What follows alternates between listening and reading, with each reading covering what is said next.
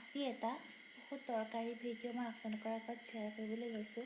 সেই ভিডিঅ'টো হৈছে বৰ্তমান সকলোৱে চকুৰ অসুখ হৈ আছে, চকু ৰঙা হৈ যায়, ফুলি যায়। তাৰ ওপৰত মই কোনো চিকিৎসাৰ লগত জড়িত মানুহ নহয়, কিন্তু মই এই ভিডিঅ'টো শ্বেয়াৰ কৰিছোঁ। মোৰ নিজৰ চকুৰ অসুখ হৈ আছিলে, এতিয়া অলপ ভাল হৈছে। সেইকাৰণে যাতে আপোনালোকৰো মোৰ কথাখিনিৰ পৰা আপোনালোকৰো সহায় হয়, আপোনালোকেও যাতে সেইমতে কৰি আপোনালোকে সুফল পায়, সেইকাৰণেহে মই এই ভিডিঅ'টো বনাইছোঁ। মই পুনৰ কৈছোঁ, মই কোনো চিকিৎসাৰ লগত জড়িত মানুহ নহয়, কিন্তু এই ভিডিঅ'টো এটা কাৰণেই বনাইছোঁ। মই নিজে ভুক্তভোগী, মোৰ নিজৰ চকুৰ এই অসুখটো হৈ আছিলে আৰু মই যি কৰি ভাল পাইছিলোঁ, মই ভাবিছোঁ আপোনালোকৰ আগত শ্বেয়াৰ কৰিলে আপোনালোকৰো হয়তো সহায় হ'ব। মই গোটেইকেইটা কথাই কৈছোঁ, যি মই কৰিছিলোঁ আৰু মই ভাল পাইছোঁ, সেইকাৰণে মই ক'বলৈ লৈছোঁ। 1 নম্বৰ হৈছে, মই কুহুমীয়া পানীত অলপমান নিমখ লৈ কপাহেৰে ভালকৈ চকুহাল মুচি ৰাখিছিলোঁ, যাতে মোৰ এই চকুহাল চাফা হৈ থাকে। আৰু 2 নম্বৰতে এখন কোমল কাপোৰ লৈ মোৰ চকুৰ পৰা যেতিয়া পানী ওলায় বা কিছুমান জাল মাৰি ধৰাৰ নিচিনা লাগে, তেতিয়া সেই কোমল কাপোৰখনেৰে মই মুচি ৰাখিছিলোঁ, যাতে মোৰ চকুহাল ইনফেকশ্যনটো বেছি বাঢ়ি নাযায় আৰু বিয়পি নাযায়।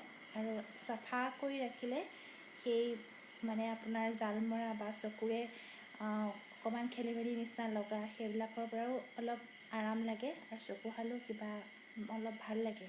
সেইকাৰণে সেই বগা কাপোৰখনেৰে বা কোমল বগা কাপোৰে মুচি ৰাখিলে চকুহাল অলপমান মুকলি লাগে। আৰু 3 নম্বৰতে মই কোনো ফাৰ্মেচী বা ডক্তৰৰ ওচৰত যাবলৈ মই আপোনালোকক ক'ম বা অনুৰোধো জনাম, কিন্তু মই এটা দৰৱ ইউজ কৰিছিলোঁ। এইটো হৈছে মক্সিচিন বুলি।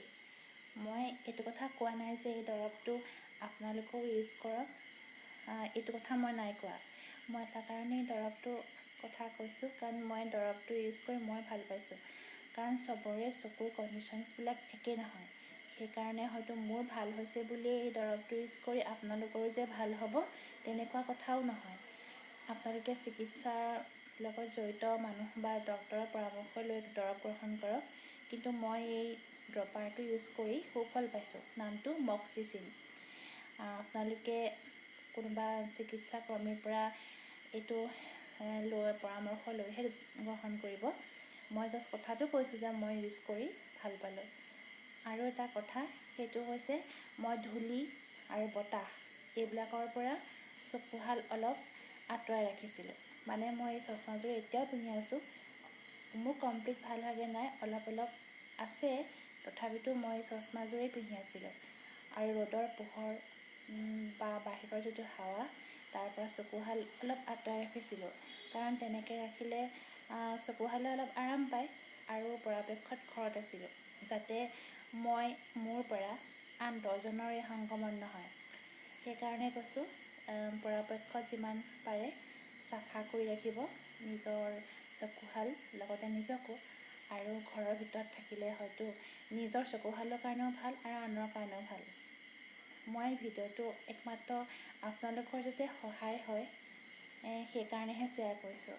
মই পুনৰ কওঁ, মই চিকিৎসাৰ লগত জড়িত কোনো মানুহ নহয়, কিন্তু মই ভিডিঅ'টো আপোনালোকৰ যাতে সহায় হয় তাৰ কাৰণেহে বনাইছোঁ।